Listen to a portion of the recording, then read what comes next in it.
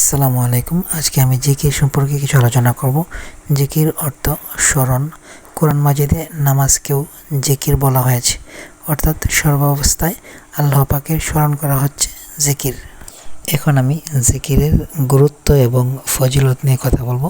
আল্লাহ পাক জিকিরের গুরুত্ব সম্পর্কে বলেন, ওয়ালা যিকরুল্লাহি আকবার।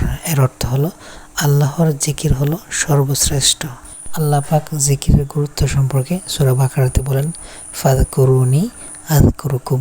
এর মানে হলো তোমরা আমাকে স্মরণ করো, আমিও তোমাদেরকে স্মরণ করব। আল্লাহ পাক সূরা জুমআতে জিকির সম্পর্কে বলেন, ওয়াযকুরুল্লাহা কাসীরান লাআল্লাকুম তুফলিহুন। এর বাংলা হলো তোমরা আল্লাহকে অধিক পরিমাণে স্মরণ করো যাতে তোমরা সফলকাম হও। সূরা আহজাবে আল্লাহ পাক জিকির সম্পর্কে বলেন, হে ঈমানদারগণ, তোমরা আল্লাহকে অধিক স্মরণ করো এবং সকাল সন্ধ্যায় আল্লাহ পাকের পবিত্রতা ও মহিমা ঘোষণা করো। আল্লাহ পাক অন্য এক সূরা যেমন সূরা রদে জিকির সম্পর্কে বয়ান করেন।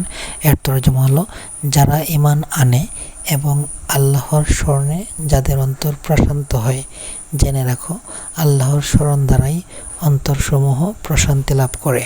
জিকিরের ফজিলত সম্পর্কে আল্লাহ পাক সূরা আনফালে বয়ান করেন, হে মুমিনগণ, যখন তোমরা কোনো দলের মুখোমুখি হও তখন অবিচল থাকো আর আল্লাহকে অধিক স্মরণ করো যাতে তোমরা সফল হও।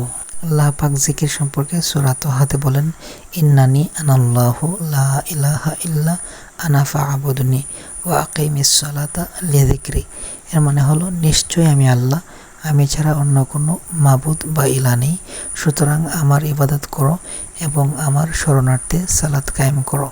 জিকির আল্লাহ পাকের এমন একটি আমল যেটির গুরুত্ব এবং ফজিলত সারাদিন বয়ান করলেও শেষ করা যাবে না। ওকে, আমরা সবাই চেষ্টা করব সবসময় আল্লাহ পাকের জিকির বা স্মরণ করার জন্য। আল্লাহ তাআলা আমাদেরকে সবাই তৌফিক দান করুন, আমিন।